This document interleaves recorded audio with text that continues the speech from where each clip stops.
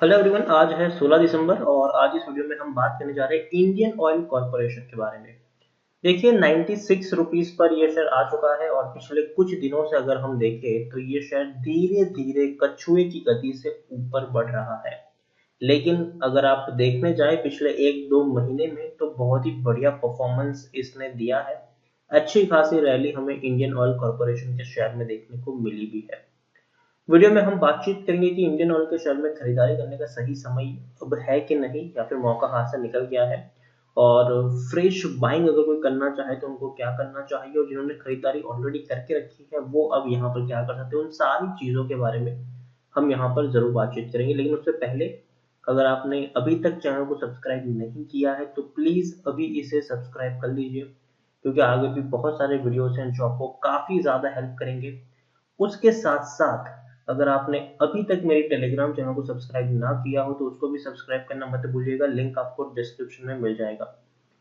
तो चलिए बात करते हैं इंडियन ऑयल कॉर्पोरेशन की। 96 रुपीज का ये शेयर है और अगर आप मेरे चैनल को रेगुलर फॉलो कर रहे हो तो ये वो शेयर है जिसको मैंने गिरावट से पकड़ा हुआ है। आप देखिए 75 रुपए से भी नीचे ये शेयर अवेलेबल था अक्टूबर महीने में। 16 अक्टूबर का ये मेरा वीडियो था और मैंने कहा था कि तेजी आएगी, बहुत ही स्लो तरीके से ये शेयर आगे बढ़ेगा।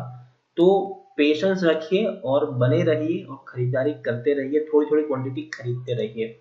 और इवन अभी पिछले महीने 21 नवंबर को मेरे वीडियो था, तब शेयर 84 रुपीज पर था और तब भी मैंने कहा था कि यहाँ से बेचने की गलती बिल्कुल भी मत करना।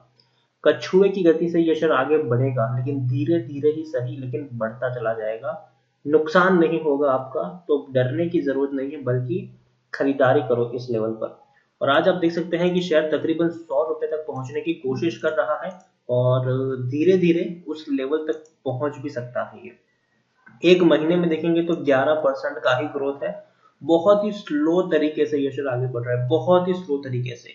आप देखिए एक लेवल तक पहुंचने के बाद ये ऑलमोस्ट सुस्त होकर पड़ा रहता है। जैसे कि आप देख सकते हैं कि 86 रुपीज के ऊपर था और 15 दिन तक ये शेयर 86 और 85 के बीच में ही ये घूमता रहा। उसके बाद सडन तेजी आई है, 96 पर पहुंचा है।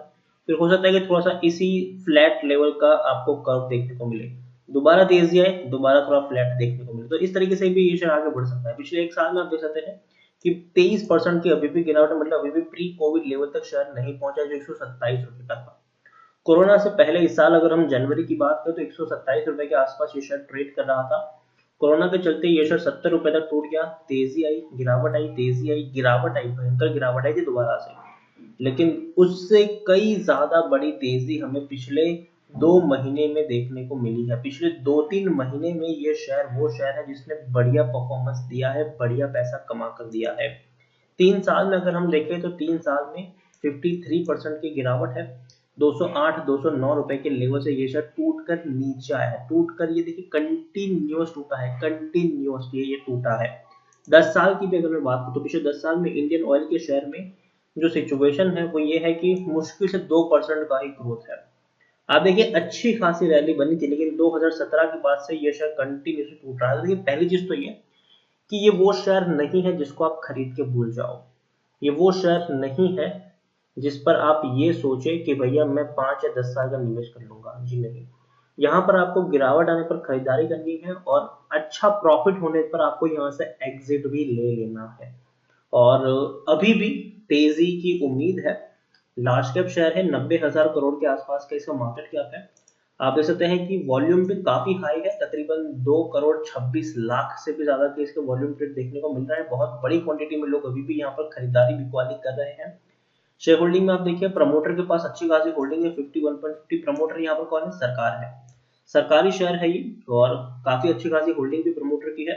एफआईज म्यूचुअल फंड और इंश्योरेंस कंपनी के पास भी अच्छी खासी होल्डिंग देखने को मिल रही है। 6.07% की होल्डिंग एफआईज के पास है, 5.74% की होल्डिंग म्यूचुअल फंड और 7.57% की होल्डिंग इंश्योरेंस कंपनी के पास है। यहाँ पर आप देखिए प्रमोटर के द्वारा एक भी शेयर गिरवी नहीं है। 29 म्यूचुअल फंड स्कीम और 464 एफआईज का पैसा है। और हाईएस्ट पब्लिक शेयर होल्डर में एक बहुत बड़ी कंपनी है ओएनजीसी, उनके पास 14.20% की होल्डिंग। देखिए अच्छा डिविडेंड पे कर आई है। 100 रुपए से भी कम प्राइस पर अवेलेबल शेयर है और 4 रुपए 25 पैसा का डिविडेंड पे कर रहा है। पर शेयर आपको 4 रुपए 25 पैसे का डिविडेंड पे कर रहा है। यहाँ पर अगर हम देखने जाए ये शेयर के बारे में, तो टेक्निकल रेटिंग अभी भी शानदार है, अभी भी तेजी के संकेत है, ट्रेंड इसका अभी भी पॉजिटिव है। According to Moneycontrol user 87% लोग खरीदने की सलाह दे रहे हैं। 87% लोग, 11% लोग बेचने की बात करें और 2% लोग होल्ड करने की नसीहत दे रहे हैं, मतलब 89% लोगों का यहाँ पर पॉजिटिव व्यू है। और जो ब्रोकरेज दिग्गज, जो ब्रोकरेज हाउसेस है, बड़े बड़े ब्रोकरेज हाउस है, उनकी पॉजिटिव रेटिंग है।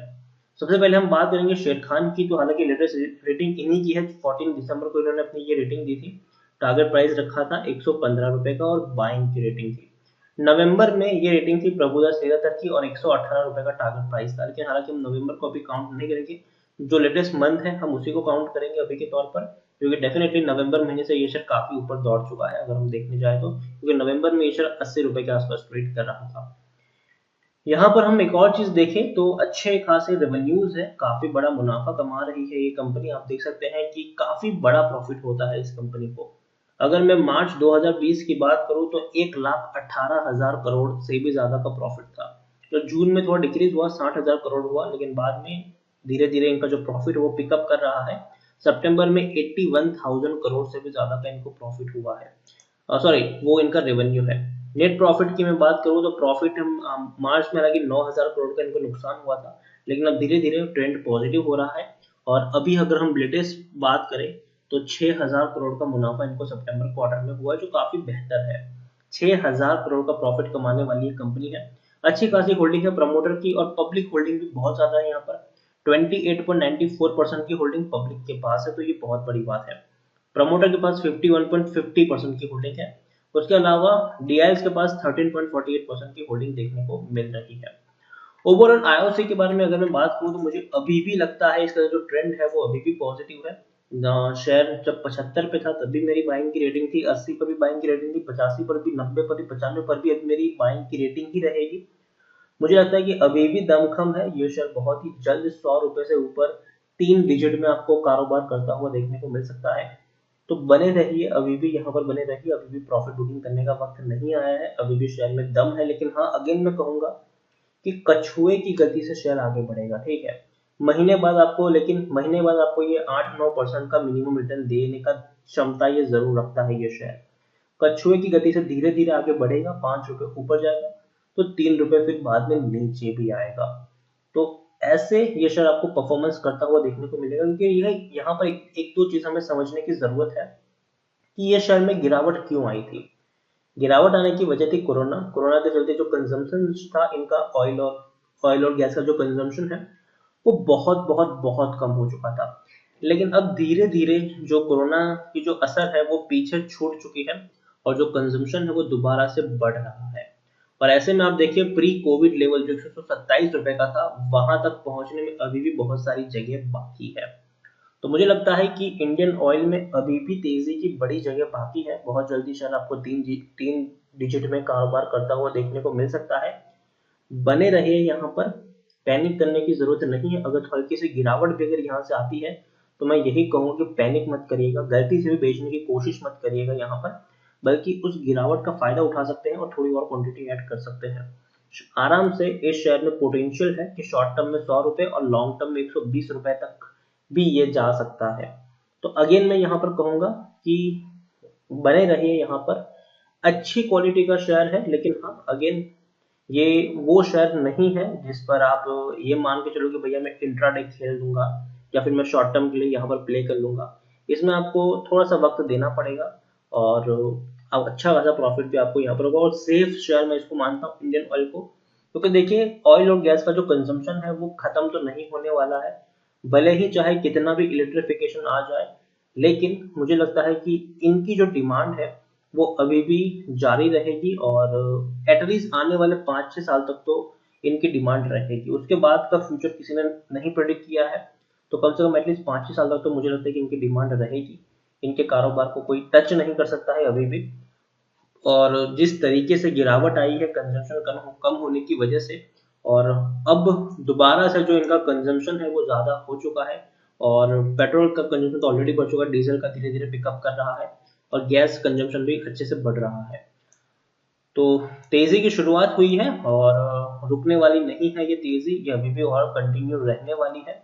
तो बने रहिए यहाँ पर, डेफिनेटली अच्छे खासे प्राइस पर ये शेयर आने वाले दिनों में ट्रेड करता हुआ देखने को मिलेगा। मेरा शॉर्ट टर्म का टारगेट यहाँ पर 100 रुपये का है और लॉन्ग टर्म में मुझे लगता है कि 120 रुपये तक के टारगेट्स भी आपको देखने को मिल सकते हैं। तो बने रहिए। तो वीडियो को यहीं पे एंड करूंगा। अगर आपको वीडियो पसंद आया हो तो प्लीज़ इसे लाइक करें, शेयर करें। चैनल अगर आप पहली बार तो प्लीज़ सब्सक्राइब करें, और इंडियन ऑयल कॉर्पोरेशन के बारे में आप क्या सोचते हैं वो भी आप मुझे कमेंट में लिखकर बता सकते हैं। Thank you.